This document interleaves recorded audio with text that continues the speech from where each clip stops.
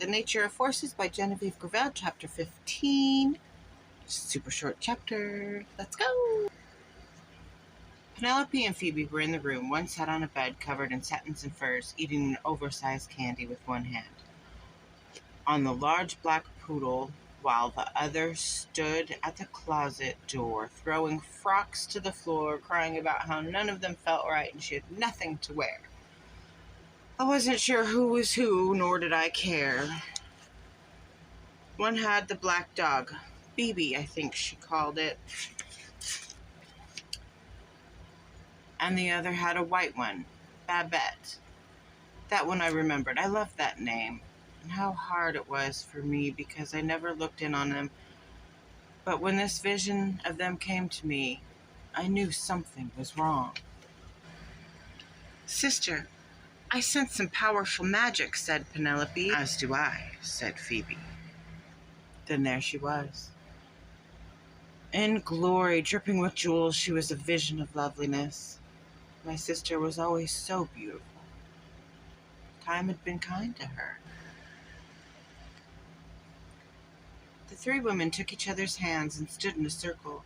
The twins' skin became reddened and swollen as the skin dried and cracked, turning into shiny scales of iridescent grays and blues. A holographic orb appeared in the center of the women. In the orb was a vision. Apollo appeared, clear as day. He sat alongside Liliana. They listened as she talked. They sat on the fallen log out in front of her cabin. They talked of magic. They talked of traditions. They talked of myths. Apollo told Liliana the story of his change. After much trepidation, Apollo knew he had to tell Liliana of the truth of his past, the truth of Mother Nature's power. He could hardly hear a word over the sound of Liliana's heartbeat. Sitting next to her reminded him of his youth and of his life. The way Liliana lived, the way she talked, her gentleness, her kindness, her connection to Mother Nature, it all took him back, if only for a moment, to home. He could feel his heart fill with respect and desire for the woman before him. Her long red hair glistened in the night. Her large almond-shaped eyes of deep brown shone brightly. Apollo knew he was falling in love. The witch Liliana told Apollo, I found this book written by Celise's father. It reads like an encyclopedia, and though it does not reference you or the particular curse that has been besought upon you, it does say that there is one way to release you from the curse. My friend, she said, taking his hand and looking deeply into his eyes, if freedom is what you truly seek, then you have a decision to make. It will not be an easy decision. You have to kill her. Celeste, the one who cursed you, and you must burn her body. When her body burns, her spells, all of them, will be released. It's the only way.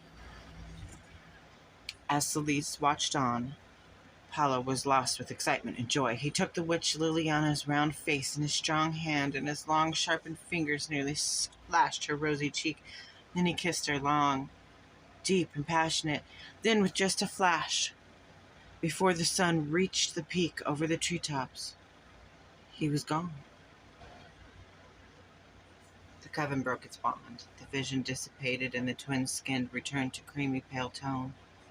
Celeste was livid, in full rampage, and pacing rapidly. The sight of it chilled me to the bone. The clicking of her shoes thumped like heartbeats across the tiled floor. Celeste watched through the eyes of the twins as her one true love fell for another. One so different from her. In addition, they plot to kill her. Celeste never once admitted the depth of pain witnessing that kiss had caused her. Like pins and needles up her spine, the shock physically hurt her. The twins could not understand it, nor do I think they cared. They did not seem to care for much outside of their own little bubble of existence.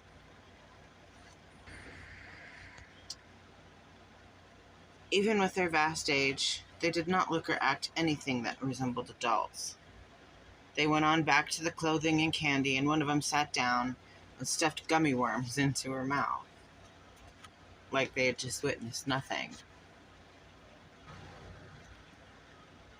Celeste approached the twins, snatched the candy from the girl's hand, and flung the colorful worms across the plank floor. Some began to melt by the fires burning bright and growing with each word. Celeste spat, "You know what must be done, you know." She went back to pacing back and forth. The familiar clicking heartbeat thump returned above the crackling fire. She must die. 1 week. We have 1 week to prepare, Celeste said calmly as she wrapped one arm around each of the girl's shoulders.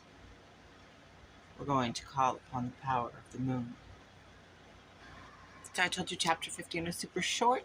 Thank you for listening.